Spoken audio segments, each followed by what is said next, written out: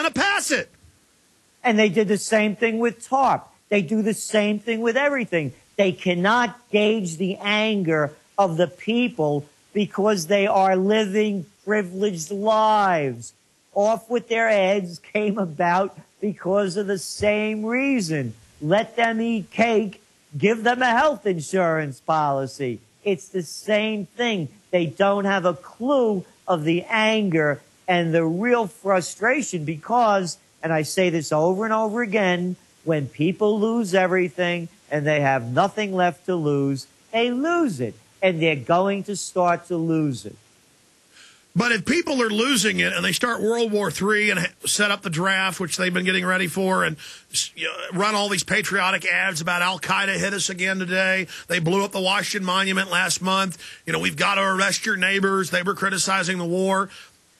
If everybody knows the government's criminal and robbed them, they're not going to buy this, and it's going to blow up even worse if they start World War III. Not necessarily. You know, people get very fearful, particularly the gutless. And people actually believe that George Bush was going to come ride in on the white horse and save them. Remember, he was going to hunt down bin Laden and bring him back dead or alive. How could you get away with such a cheap trick? So the point is you get away with a lot. So if they bring this war to levels beyond what we could ever imagine, they'll be in full control. The flags will be waving, the yellow ribbons will be out there, and it'll be the same lines over and over again. But the lines are so sophomoric. I mean, it's just... Again, they believe George Bush. I mean, how bad could you get? After 8 years of Bush, Mussolini could have been elected into office. And they brought in Obama. They believe this song and dance. I mean, how could it's the presidential reality show. Yeah, he shoots great hoops, and Michelle does the hula hoop. I mean, how could you get more sophomoric than that? And they'll give us some new idiot in 3 years, some new fad. Well, if we don't have a new third party, but we're forecasting the emergence of a new third party in 2012. And then, by the way, I made my reputation part of it back in 1988 when I had predicted in one of my books, Trend Tracking, that there'd be a new third party and someone like Ross Perot would be that kind of person. You even said his name. Yeah, I even wrote the name for some strange reason. And the same situation is available now. And with the Internet, what we're doing right now is just the beginning. And it really starts to change now because of technology. Now people only watch about 2 minutes on the small screen a day, but they're watching 6 hours on the wide screen. Very soon, it's now. You could plug in from the small screen and have it broadcast widescreen. We're going to see new news divisions, new news networks, new entertainment networks, media-based from the Internet. Well, that's what Fox News has already created, sites that look like Prison Planet and InfoWars, and they admit they're trying to doppelgang what I do. But they're not you, and they'll never be you. You can't copy you. But we're going to see new news. People are going to tune into an Internet candidate. There are more independent... But listen, I agree with you, Gerald, and I want to take a few calls here, but let me ask you this. They have, the fake neocon they have hijacked the rebellion, but if they ride the peaceful third party into a rat hole, that will only make it explode even bigger the next year. It may not happen because of the... Again, there's so many wild cards. What if we don't have net neutrality anymore? Then our forecasts are off. And by the way, Australia is now trying to pass legislation that will put them in the same league as China. So they say that. They say it's Chinese style. That's their quote. Gerald, I'm skipping this break for stations. It's a network break, so we can skip it. I want to talk to Andrea, Frank, Wayne, Josh, and Joe. Guys, have your quick questions ready. But I want to ask you, any other quick trends for 2010 and forward you want to drop on us, Gerald Celente?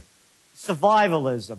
And it's not going to the hills with AK-47s or cans of pork and beans. It's at every level. Be prepared for the worst. You always could pull back from it. I'm most concerned about Terror 2010, the prospects of calling bank holidays, not being able to get your money, and it having devalued. Absolutely. Let's take a call.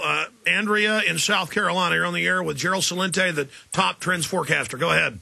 It's certainly my honor. Andre, excuse me. I'm reading way across the room. Go ahead. I hear you, man. I wanted to thank you for waking me up 4 years ago, member of 9/11 Truth. My question is this. When we look at this disgusting terror attack, perpetrated false flag operation against the American people, can we look at the put options put on Delta Airlines? Because I checked the stocks last night, and they've dropped off 25% at least. So I think these people are so greedy that they bet against Delta, and that will give us their fingerprint. What do you guys think? Well, of course they're greedy, and they'll do anything. They'll sell their mother. Hey, look what Goldman Sachs does, is they get you to buy things that they're shorting. So, yeah, I don't put anything past anybody. Absolutely. I'm just hoping that if we can get that information out, the actual people who are profiting from this attack, that we can stir up the revolution that we need, man. We got to get these people out of here. Thank you, Alex, and thank you, Gerald. Thank you. Thank you, sir. I appreciate your call. Andre, I got to move that screen closer. It's like way across the room. Let's talk to Frank in Ohio. Frank, you're on the air.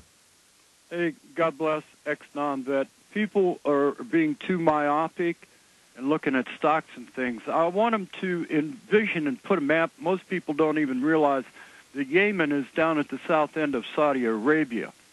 And I want people to understand that this is a new world order global race and bid for power and power over the peoples and lands of places like Africa. And, well, it's that key port there right across from Africa.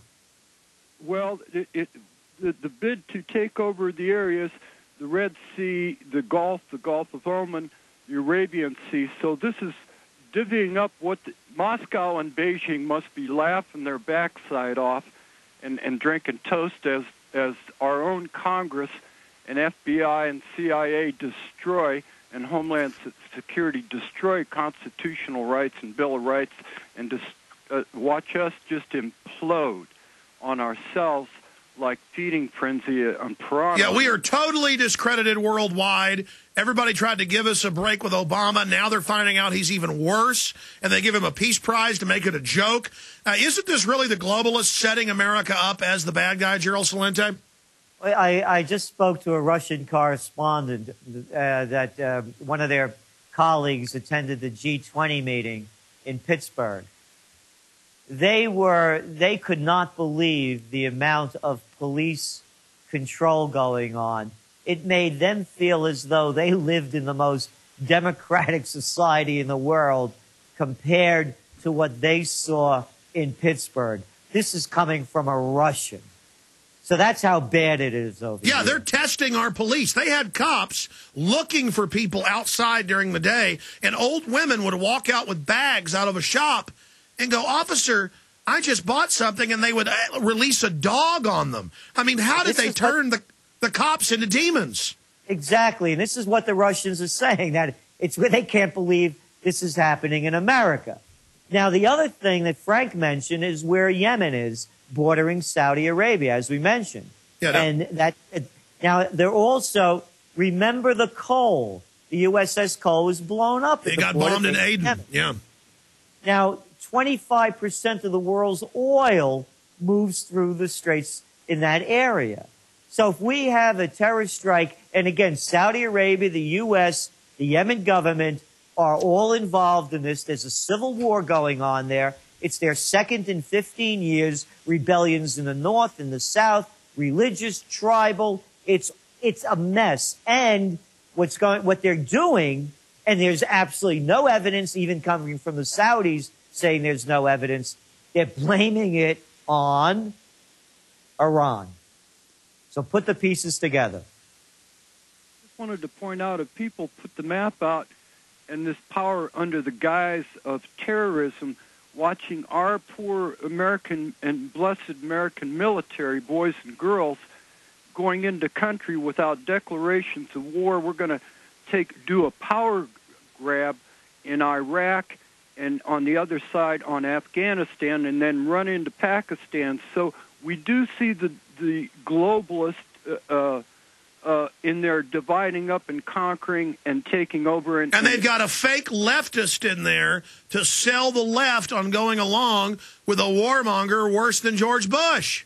And putting climate control and taxes, national taxes on that. We can see how it's a power grab from both the American industrialist and using our boys and girls in military to do a power grab around the world, and it's no, that's exactly what's happening, Frank. I appreciate your call. And they think once they get us in these wars, we'll be like, yeah, we got to win the football game. We can't cut and run. In closing, Gerald Celente, people can subscribe to your great Trends Forecasting Journal at trendsresearch.com. We have links to that up on Infowars.com and PrisonPlanet.com. Of course, you are a big part of the Obama deception and my new film, Fall of the Republic.